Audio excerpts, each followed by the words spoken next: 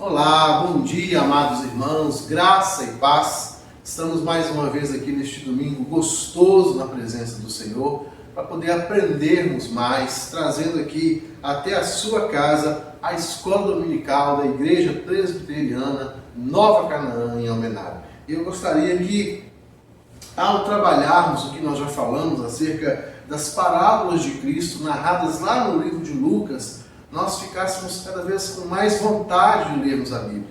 Nós tivéssemos cada vez mais vontade de fato, aprofundarmos nos conhecimentos da Palavra do Senhor neste tempo que a gente tem. Queridos, faz muita falta estarmos juntos. Faz muita falta a nossa comunhão. E este é o tempo que nós temos. Esta é a forma que nós temos de estarmos juntos. Então, que nós possamos aproveitar da melhor maneira possível. E eu te convido nesse momento para que possamos orar, buscando do Senhor assim a sabedoria, para mais uma vez neste dia trazermos a palavra do Senhor e para que ela fique fixada no nosso coração. Feche seus olhos, abaixe a sua cabeça, vamos orar. Pai amado, Pai querido, muito obrigado pela oportunidade que nós temos, ó Deus, de trazer, ó Pai, o ensinamento do Senhor, de trazer, ó Deus, uma reflexão acerca da Tua palavra, e que possamos, Deus, de fato, aprendermos com ela. Que ela, ó Deus, faça surgir em nós um coração voltado para o Teu querer, para cumprir a Tua vontade e para exercitar, Deus, cada vez mais a nossa fé. Que o Senhor fale ao nosso coração nesta manhã e nos abençoe em nome de Jesus. Amém. Olá, queridos irmãos. Então, dando prosseguimento ao nosso estudo acerca das parábolas de Cristo narradas no livro de Lucas, nós vamos voltar um pouquinho àquilo que nós falamos no domingo passado, o início do texto que vai do verso 25 ao verso 28, que é o primeiro diálogo que vai fazer a introdução para a parábola em si. E nesse diálogo nós percebemos que aprendemos algumas coisas. Então nós finalizamos a primeira parte deste texto introdutório, e nós percebemos ali um diálogo onde o doutor da lei ele lança uma pergunta para Jesus, onde o próprio contexto, nós podemos entender através do próprio contexto que era uma pegadinha, era uma pergunta com duplo sentido, no intuito de envergonhar Jesus. E o que nós percebemos quando nós falamos através do próprio contexto, é que todo judeu, desde criancinha, desde a tenra idade, ele aprendia que, por conta da sua linhagem, da sua descendência de Abraão, por conta do ato da circuncisão e por conta do segmento das suas tradições, isso por si só já lhe garantia uma entrada no reino de Deus, ou na vida eterna. Então a ideia é que Jesus fosse pego em uma resposta que pudesse contradizê-lo em seus ensinamentos e em suas exortações. Vale lembrar que um pouco antes do texto que nós nos encontramos, no contexto anterior, o Senhor Jesus ele está chamando uma exortação muito forte às cidades de Corazim, Betsaida e Cafarnaum, chamando-as de impenitentes por conta das pessoas que estavam ali e que não faziam a vontade do Senhor. E é bem provável, que este doutor da lei poderia ter se sentido ofendido por aquela situação, poderia estar no meio daqueles ali, e agora ele queria levar a forra, tirar essa situação a limpo, envergonhando Jesus. Mas o que nós percebemos é que Jesus vai utilizar o que nós conhecemos como método socrático de investigação para poder virar a situação. E ele não responde à pergunta daquele doutor da lei, conforme ele gostaria, mas ele responde com uma outra pergunta. Ou seja, essa outra pergunta vai levar a pessoa a uma reflexão e uma descoberta daquilo que de fato está passando no seu coração. O que leva esse doutor da lei a rapidamente buscar ali um verso bíblico no qual ele estava acostumado, e ele então traz à sua mente o texto lá de Levítico que diz: amarás o Senhor teu Deus de todo o teu coração, de toda a tua alma, de todas as tuas forças, de todo o teu entendimento, e amarás o teu próximo como a ti mesmo. Jesus então vira para ele e diz: faze isso e viverás. Acontece, irmãos, que esta resposta de Jesus, ela não traz àquele homem os elementos necessários que ele esperava para uma acusação de infâmia, para que ele pudesse desonrar e envergonhar Jesus, e ao mesmo tempo, a sua resposta para Jesus o coloca numa situação complicada, porque Jesus responde para ele: faze isso, num sentido de que ele não estava fazendo. Ele estava sendo incoerente com aquilo que ele estava falando, ou com aquilo que ele falava. Ele queria fazer com que Jesus fosse envergonhado por meio do que ele estava falando e do que ele falou naquele momento, e a situação é contornada por Jesus com extrema sabedoria, e aquele homem, aquele doutor da lei, então, é que se passa agora ao lugar de envergonhado, porque ele não está fazendo. A resposta dele é muito boa: preciso amar a Deus sobre todas as coisas e ao meu próximo como a mim mesmo. A resposta é muito boa, mas a prática não acontece, e é isso que Jesus o chama. Então, amados queridos, nós percebemos que nesta primeira parte, nós entendemos que o reino dos céus, a vida eterna, ela não é para os soberbos, ela não é para os orgulhosos, ela não é para aqueles que acham que por sua própria força eles vão alcançar algum mérito diante de Deus. Ela é para aqueles que se colocam em humildade e em extrema dependência do Senhor. Aquele homem buscava para si um louvor, e Jesus mostra para ele que não. É bem diferente. É bem diferente. Então eu te convido a continuar conosco nesta manhã para a segunda parte deste diálogo entre estes homens. Amados irmãos, o diálogo entre Jesus e o doutor da lei nos leva ao verso 29. Ou seja, Jesus perguntou para ele: o que está escrito na lei? Como que você interpreta estas coisas? Após a resposta daquele doutor da lei, o Senhor Jesus disse: respondeste bem, está totalmente certo o que você falou. Agora você precisa fazer. Aí, queridos, entra o verso 29. Ele, porém, o doutor da lei, querendo justificar-se, perguntou a Jesus quem era o seu próximo. Queridos, este justificar-se aqui, ele é interessante porque ele nos traz a ideia não de que o doutor da lei estivesse querendo se desculpar com Jesus, talvez trazer uma falta de entendimento do que Jesus havia falado, mas na realidade a sua justificação, ele não ficou satisfeito com a resposta de Jesus, e ele queria então continuar ali na esperança de que pudesse existir algo que ele mesmo, como homem, pudesse fazer para a vida eterna. Ou seja, ele não está entendendo a situação de que ele depende de Deus, única e exclusivamente. Ele quer ter algo. Lembrem que eles estão ao redor de muitas pessoas. Então, tem muita gente escutando aquele diálogo. O que a gente precisa entender nessa questão?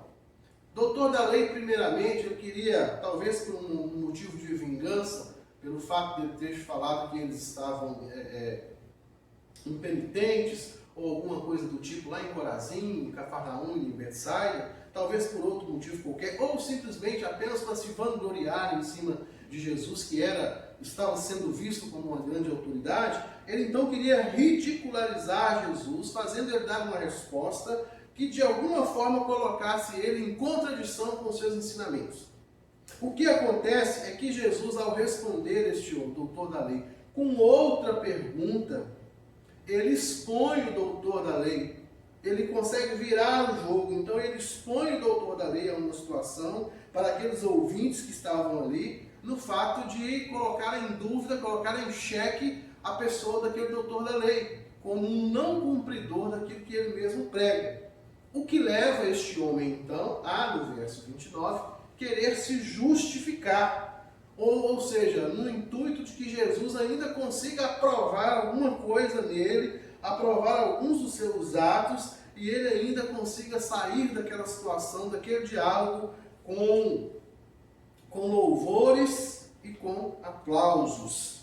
Então a ideia é essa: ele quer se justificar, mas não no intuito de pedir perdão. Ele quer falar, não, Jesus, espera aí, tem mais alguma coisa aí que precisa ser esclarecido. No intuito de que Jesus pudesse falar com ele, olha, realmente, você é o cara, você merece todos os benefícios do reino dos céus. Mas na realidade não é isso. E ele então pergunta, quem é o meu próximo?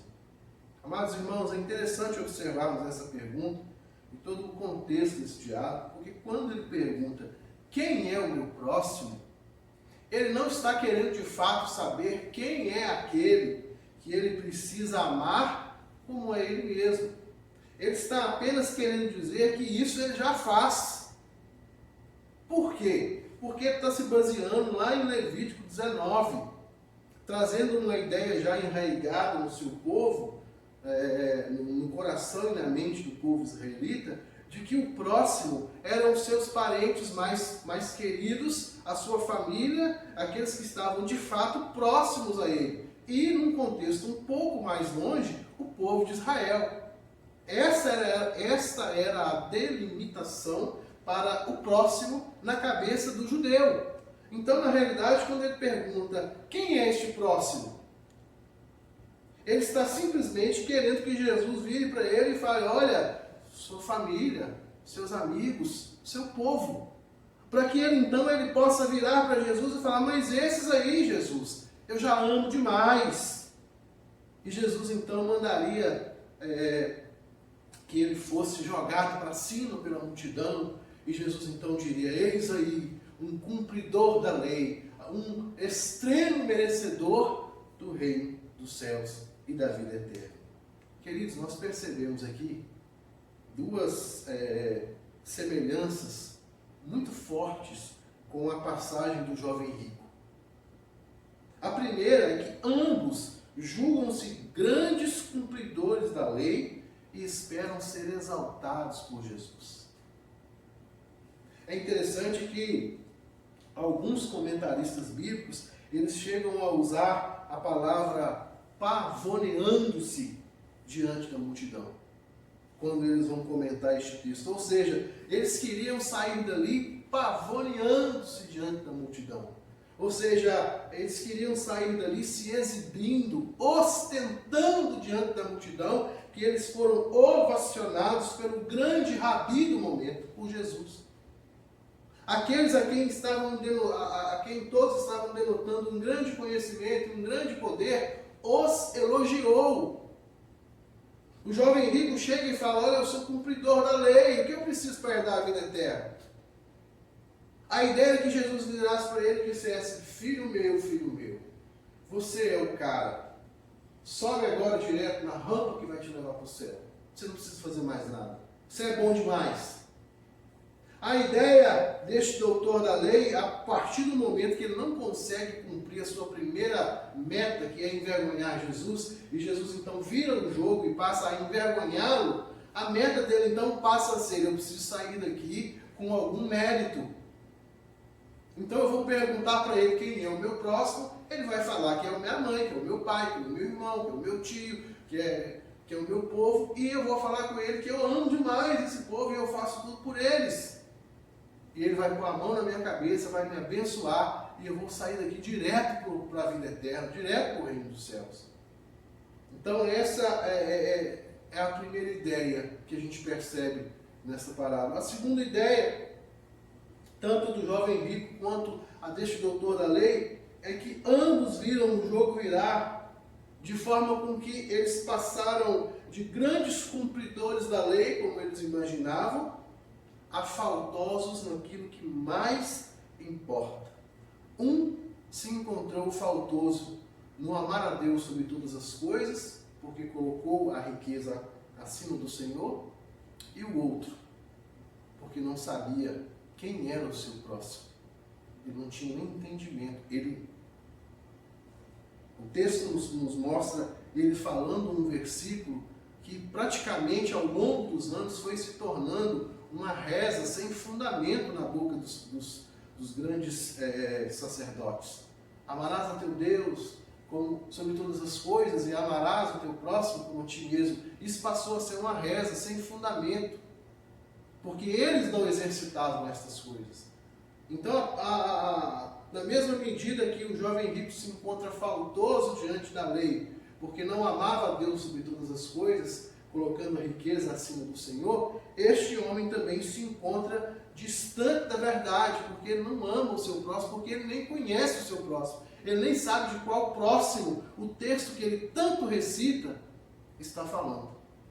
Então, queridos, o que nós aprendemos com essa segunda parte deste texto é que, de fato, assim como o Senhor fala, né, que em vão oram aqueles que estão lá orando nas praças, fazendo gestos e rasgando as suas vestes, porque isso de nada serve.